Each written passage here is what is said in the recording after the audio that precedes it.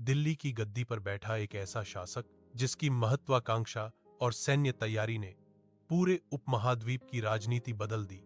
यह कहानी है अलाउद्दीन खिलजी। अलाउद्दीन खिलजी का जन्म 13वीं शताब्दी में हुआ। वे खिलजी वंश के प्रमुख सुल्तान बने और 1296 ईस्वी में दिल्ली की सत्ता पर बैठे। प्रारंभ में वे अपने चाचा जलालुद्दीन खिलजी के अधीन कार्य करते थे। देवगिरी पर सफल अभियान के बाद उनकी प्रतिष्ठा बढ़ी और बाद में वे स्वयं सुल्तान बने। उनका शासनकाल 1296 1316 विस्तार और संगठन के लिए जाना जाता है। गुजरात, रणथंभौर, चित्तौड़ और मालवा में उनके अभियान सफल रहे। दक्षिण भारत तक उनके सेनापति मलिक काफूर ने विजय प्राप्त की, जिससे सल्तनत की सीमाएं और संसाधन दोनों बढ़े। लेकिन उनके शासन की सबसे बड़ी चुनौती थी मंगोल आक्रमण। 13वीं और 14वीं शताब्दी में मंगोल साम्राज्य एशिया के बड़े हिस्से में फैल चुका था। कई बार मंगोल सेनाएं भारत की ओर बढ़ीं।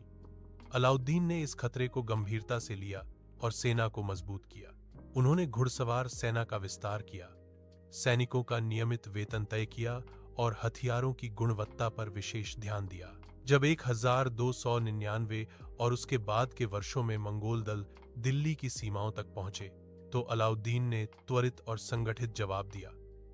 उनके सेनापतियों ने सीमाओं पर ही मंगोल टुकड़ियों को रोका।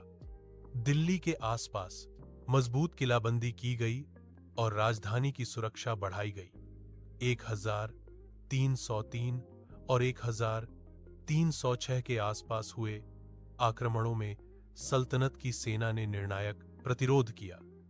मंगोल सेना को पीछे हटना पड़ा।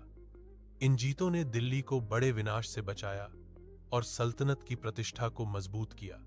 अलाउद्दीन ने प्रशासन में भी कठोर सुधार किए।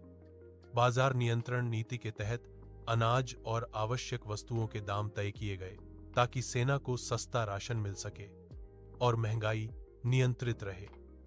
भूमि राजस्व प्रणाली को सुदृढ़ किया गया और जासूसी तंत्र को मजबूत बनाया गया, जिससे आंतरिक विद्रोहों पर नियंत्रण रखा जा सके। स्थापत्य के क्षेत्र में उनका योगदान उल्लेखनीय है। दिल्ली में स्थित आलाई दरवाजा उस काल की वास्तुकला का सुंदर उदाहरण है। उन्होंने सीरी किले का निर्माण भी करवाया, जो उनकी नई राजधानी का हिस्सा था। 1316 ईस्वी में उनके निधन के बाद राजनीतिक अस्थिरता बढ़ी, लेकिन उनके शासन की छाप लंबे समय तक बनी रही।